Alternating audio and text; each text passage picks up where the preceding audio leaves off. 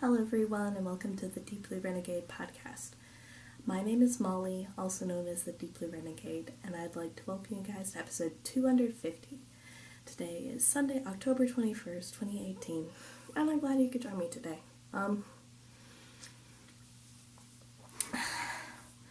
After last episode, I bet this one's going to be short and sweet. What was it? It's been, a rather whiplashy sort of week. So, I know I said I wasn't going to record this week, but it turns out that my schedule's been, super duper screwed up. And there was time to record tonight, so that's what I'm going to do. What was it? I'm not quite sure what's going to happen next weekend. I'm actually going to a friend's funeral. It sucks a lot. What would it be? It is extremely unfair to be, or it just seems absolutely insane that my 25-year-old friend is dead from cancer. It's just totally crazy making. So, because I'll be at the funeral next week, I'm not sure what I'm doing entirely. That, and then the next weekend's more travel again, so I'm like, okay, whatever, we'll make this work out. So, I'm not sure whether or not I'm gonna ugly cry at the office. It seems likely.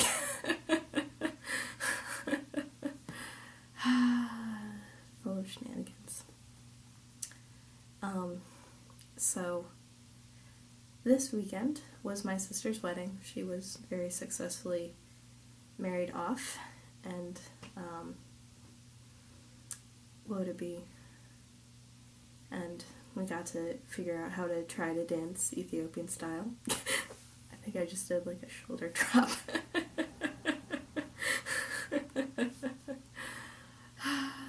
But it was a good party, so that was, the whiplash aspect of it. Just happy, sad, happy, sad. You just have to experience your emotions. You can't control your emotions.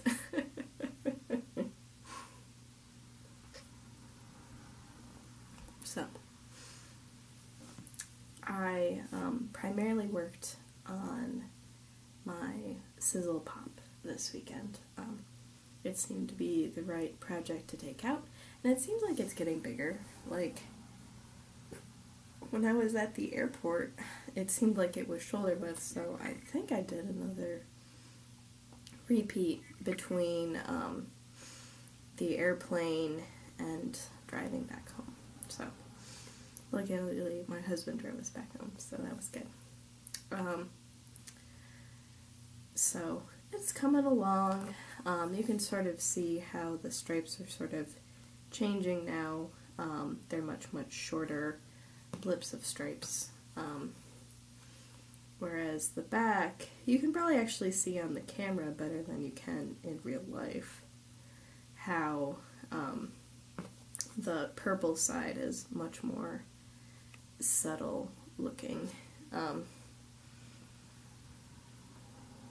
And is sort of the negative of the other side. So, it's definitely the case where this project might end up making me feel pretty sad, because I wanted to give it to my friend, but that's not happening. So, she was a complete purple hound, so, it seemed like it was right, but now it is not right, so not sure what I can do. Whatever, definitely a certain feeling of helplessness. So there's still quite a lot to be knit on this project, so we'll see how it comes along.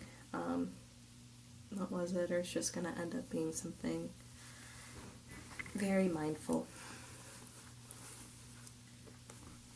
But can't see what's going on. But yeah, no, there's still oodles of the quilter's magic and oodles of the blurple, so this one should be quite a long time. Oh well, using my hand spun, that's the important part. So these are beautiful colors from Through Water's Farm and Quilter's Magic and Blurple. So it's really fun how it looks so much more stripedy on camera. It is much more solid looking and seems in real life, so camera playing tricks on us, and now I'm trapped on a strap. There's no winning here. So the other project that got some love was my mini dress. So before I left to go to my sister's wedding, we ended in the middle of the row. I guess I could fix that. Before we left to go to my sister's wedding, I did get the front half started on this, but obviously not too far. It looks like this is the 4th row. Because I did want it started and rolling for the plane. I wanted all the yarn weighed so I can keep track of how the project's sort of progressing. I did not have a chance to visit House of Yarn on this trip, which is fine. What would it be? I do really like that shop, but there will be other trips in the future. This one was sort of a chop. We came, we attended the required parties, and then everything just sort of quickly and disorderly came to a close.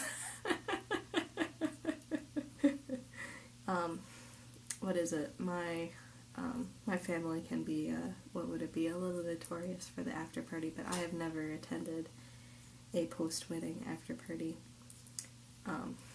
But I don't even know.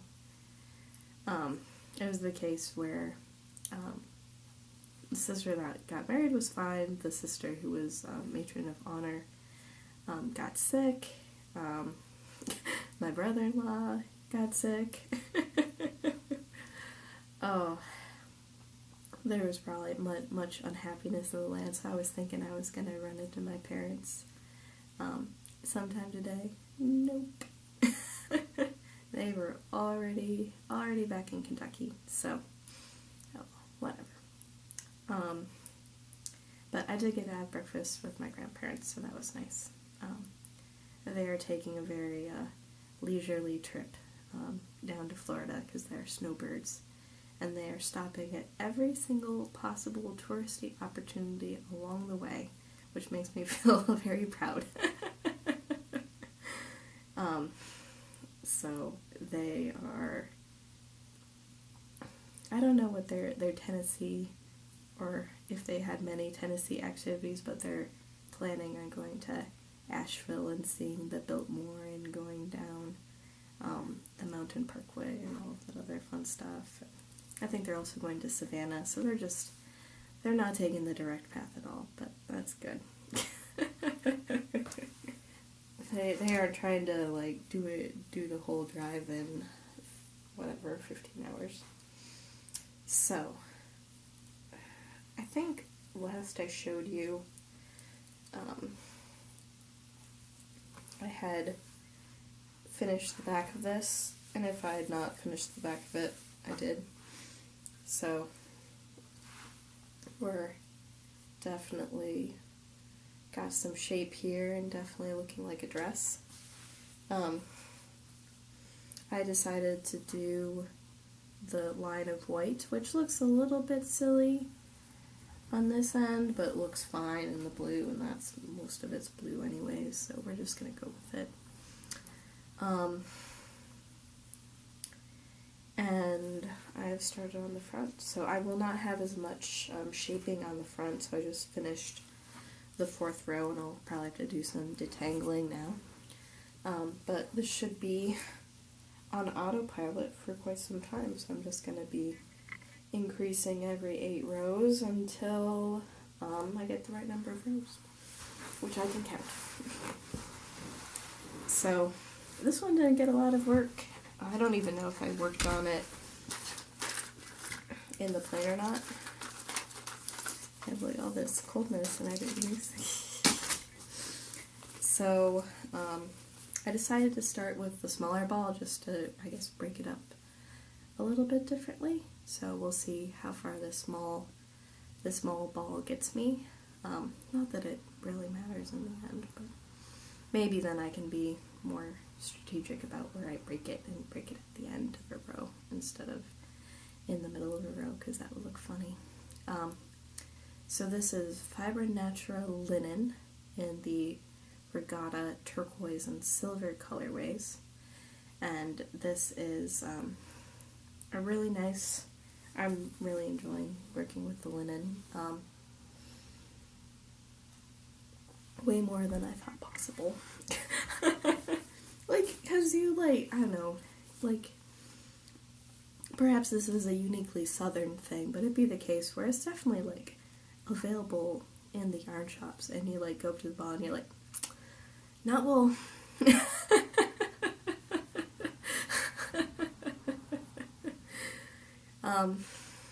But I've had no problems working with this at all. It's been really nice, and especially in the places of the sweater that I've handled the most, like up here. Oh my goodness gracious, it feels so nice already. So I am really looking forward to when I finally get to wear the finished object and like throw it in the washing machine and have it be super soft. In order to make it a little bit more manageable for me, I did, oops, my computer is very eager to be optimized. So in order to make this a little bit easier, I actually tucked the part that I had already knit into the sweater, and then just sort of pulled out the both ends through the sleeves so that it would just be more out of the way and put a little bit less stress on my only partially sewn seam, because I am knitting the sweater backwards from what the pattern calls for, or now I'm knitting it backwards. The pattern calls for you to cast on at the bottom and then knit to the straps and then cast on the bottom again and then knit to the straps. And I decided, since I was feeling insecure about yarn, that I would cast on at the waist and start knitting the waist stripe immediately. And then once I had knit both of the fronts, then I could assess yarn usage and then knit until I ran out of the color, which I did. And that seemed to work a lot better than the alternative, which would have been just being nervous about it the entire time and not making it long enough because I was worried about it. But this is going to be pretty long, which is good.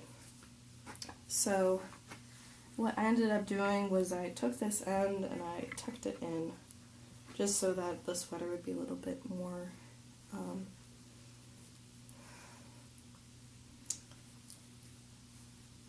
what would it be? Contained. That's what I intended to say. So just have it be a little bit more contained so that as I'm working on it, it's not all on itself. Tugging away.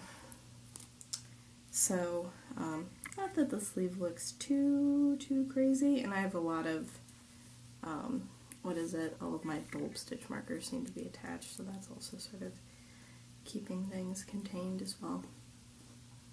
So, I've barely worked on it, but I worked on it, so we're gonna share it. So, there's like just that little bit. But better than nothing. I don't even know why I'm carrying the pattern around with me at this point, because I'm like so off the rails. But whatever, such is life. So it hasn't been a crazy week for spinning, but I did get some spinning done.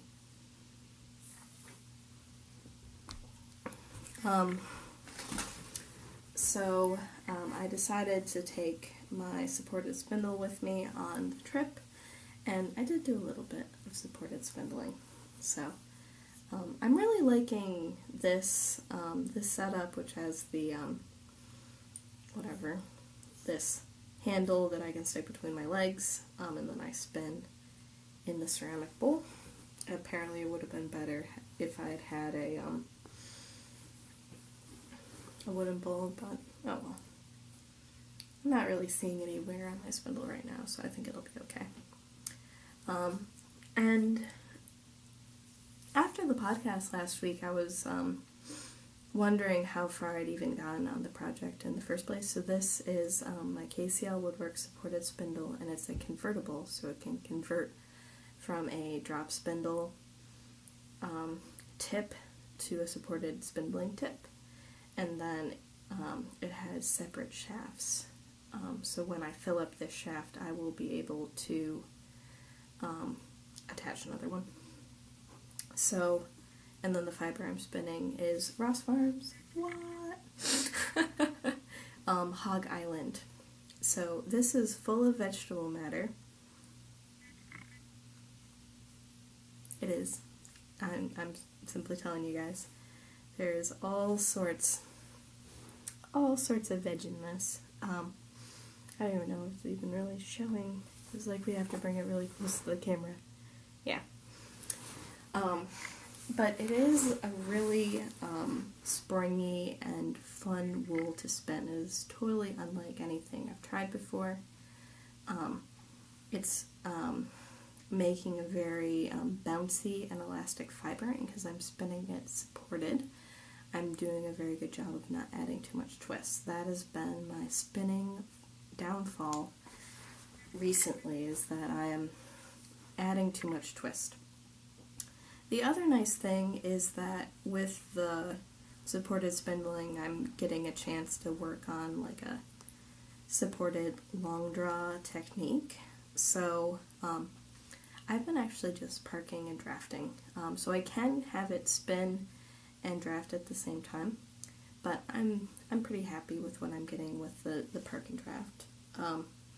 So I'll spin it for a while. I'm wondering whether or not I'm actually like chewing up this shaft a little bit.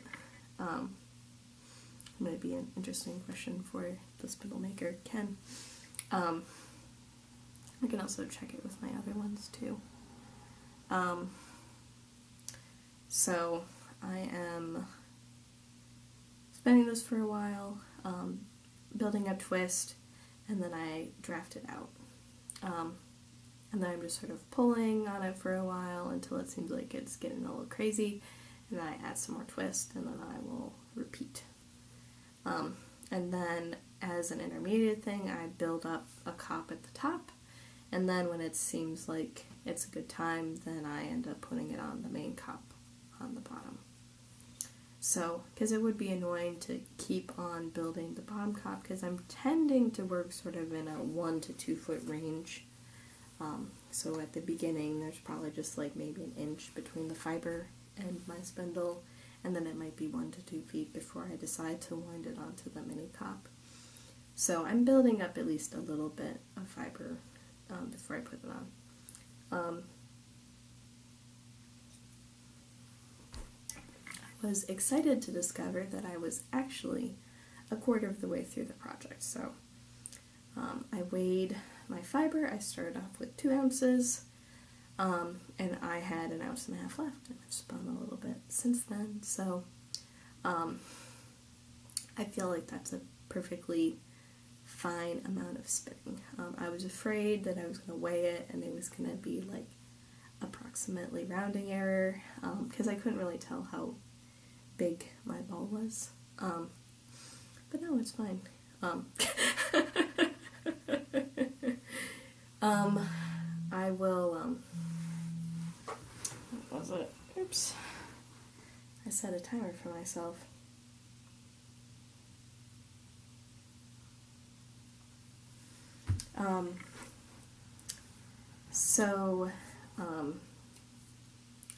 Whatever. We're almost done with this episode. It'll be good. So I was excited to find that out. So I think I will spin it all and then break it up as needed if it seems like things are getting weighed down too much. And then I will probably wind it by hand. So I have a stand-blend needlecraft ball winder, and that is industrial. And I don't think I will break the singles into a million little pieces if I try to use that to make a center pull ball. Sorry.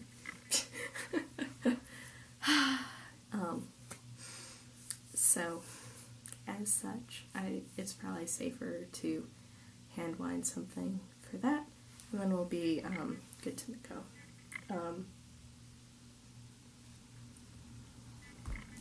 And so it looks like this, and then my combo drafting project are my last spin the bin fibers. So I'm totally going to be done early this year. That's cool. I'm really enjoying the supported spindling, so I may end up starting another project when this one's done. Or I will be spinning like a mad fool for my yarn school stash. I haven't put it away yet. I wanted to take like a giant mountain of fiber picture, and my poor little table is like completely overwhelmed.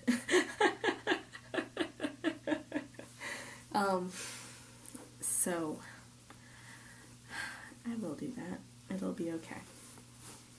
So I think that's everything for this week. I'm not sure whether or not I'm recording next week. If I can record, I will.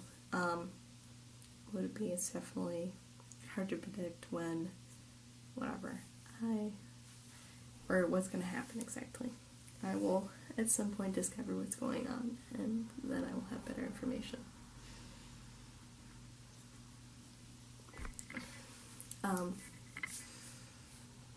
So we'll see what ends up happening.